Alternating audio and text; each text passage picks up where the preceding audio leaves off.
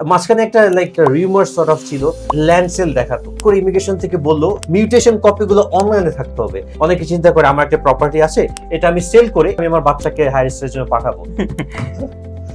Alright, so assalamu alaikum, I'm back. So আমার সাথে আছে the most renowned person in this industry, Mr. Arif. He is like one of the very few members Quick certified. So Arif, আপনাকে নিয়ে like আমার এই podcaster like main purpose টা যেটা যে আমরা যখনই সোশ্যাল মিডিয়াতে ঢুকি অনেক sort of কোশ্চেন আমরা পাই স্টুডেন্টদের কাছ থেকে।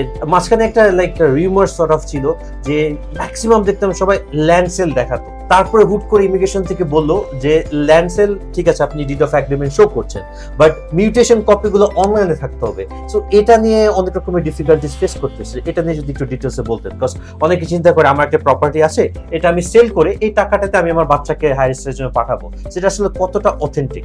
আসলে ল্যান্ড সেল বলি বা কোনো একটা সেল বলি এটা তো দেখানো যায়, কখন দেখানো বেসিক্যালি কোনো একটা ফান্ড যদি 6 মান্থের বেশি ম্যাচিউরড হয়ে থাকে, ধরুন তার অস্ট্রেলিয়া যাওয়ার জন্য 60 লাখ টাকা বর্তমানে আমরা একটা স্ট্যান্ড ধরে রাখি 60 লাখ টাকা তার লাগবে, ফান্ড দেখাতে হবে।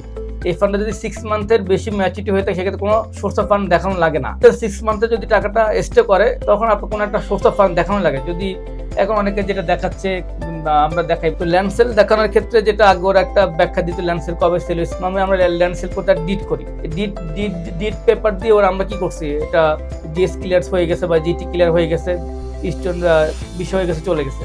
লাস্ট ইয়ারের আপনার জুলাইয়ের পর থেকে বা জুনের পর থেকে ইমিগ্রেশন থেকে বা ইউনিভার্সিটি থেকে যেটা আমাদেরকে কোয়ারি করতেছি যে না তোর ফান্ডটা 1 মাস হোক বা 15 দিন হোক বা 3 মাস হোক কোনো সমস্যা, বাট অ্যাকচুয়ালি ওই ফান্ডটা কোথা থেকে আসছে, যদি ল্যান্ড সেল হয়ে থাকে ল্যান্ড সেল ডিড অ্যাকচুয়ালি লাগবে। Land sale deed that means আমরা যেটা রেজিস্ট্রি অফিস থেকে যেভাবে আমরা ল্যান্ড সেল বা কোনো প্রপার্টি সেল রেজিস্টার করি অরিজিনালি রেজিস্টার ডিড লাগবে। পাশাপাশি ওই ডকুমেন্টটা ডিড সেল করতে গেলে আমাদের কি লাগে, গভর্নমেন্টকে আমরা ট্যাক্স দিতে হয়, যেটাকে আমরা ল্যান্ড ট্যাক্স বলতেছি বা সারচার্জ বলতে হয়, ওই কপিটা ওরা চাচ্ছে। বাট এই যে ল্যান্ড সেলটা তুমি এটা প্রুফ করে কি প্রুফ করবে নিশ্চয়ই গভর্নমেন্টকে সে ট্যাক্স দিছে কিনা। ল্যান্ড সেট করে মিনিমাম 5% বা 2% একটা ট্যাক্স দিতে হয়, ভেন্ডারকে একটা ট্যাক্স দিতে হয়, ল্যান্ড সেলেরও একটা ট্যাক্স দিতে হয়।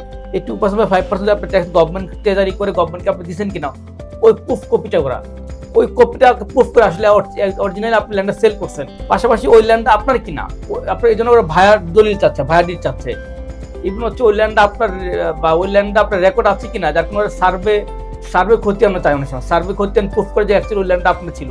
ওকে, এখানে ছোট্ট একটা কোশ্চেন। ফর এক্সাম্পল অনেক সময় হয় না যে কোনো একটা পার্টিকুলার প্রপার্টিজ বা একটা ল্যান্ড বলেন এটা 4-5 জনের নামে থাকে। সো এখন মনে করেন একটা ফ্যামিলিতে তারা 4 ভাই, 4 ভাইয়ের মধ্যে 1 ভাইয়ের বাচ্চাকে সে বাইরে পাঠাতে চাচ্ছে। সো তাদের মানে যে ল্যান্ড গুলো আছে ওটা ভাগাভাগি হয় নাই। এখন সে যদি ওই কেসে তার ল্যান্ডটা সেল করতে চায় তাহলে কি সবার একটা ইনভলভমেন্ট দরকার হয়, নাকি সে জাস্ট বলতে পারে যে এখান থেকে আমার এতটুক এটা আমি সেল করছি? এটা যদি একটু ডিটেইলসে বলতেন। দেখুন ল্যান্ড তো বা কোনো রেকর্ডে তো একক মালিকানা থাকতে পারে, যৌথ মালিকানা থাকতে পারে।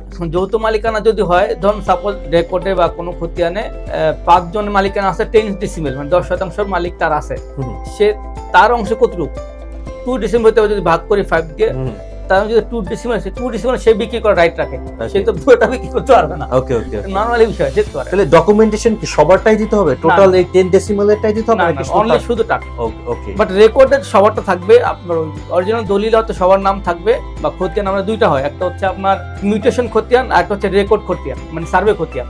সার্ভে খতিয়ান মানে সে অ্যাকচুয়ালি ওই জমিটা মানে ইতিপূর্বে কার নামে ছিল বা কার নামে রেকর্ড করা ছিল সার্ভেতে। এরপরে যেটা হচ্ছে আপনার মিউটেশন খতিয়ান মানে হচ্ছে উনি যে কিনছে, ওনার যে 4-5 জন কিনছে, 4-5 জন নামে যে রেকর্ড থাকবে বা গভর্নমেন্ট ল্যান্ড সিস্টেমে বা ভূমি জরিপ যেটা বলতে পারে, ঠিক আছে? তো সেখানে 5 জনের নাম থাকলে সে তার অংশটা শুধু সেল করতে পারবে, তার অংশ সেল করে শুধু তার ডিড এখানে দেখাবে, অন্য কারোর ডিটেল বা সাইনের কোনো প্রয়োজন। হ্যাঁ, এখন ওই জমিটা যে তার ছিল আদৌ সেটা সে তারা যে আগে সে কিভাবে মালিক হয়েছে, সে যৌথ মালিকানা হইতে পারে, সিঙ্গেল মালিকানা হইতে পারে, ওই ভায়া ডিড ওই দলিল দিতে হবে, ফরম্যাট ডিডটা দিতে হবে।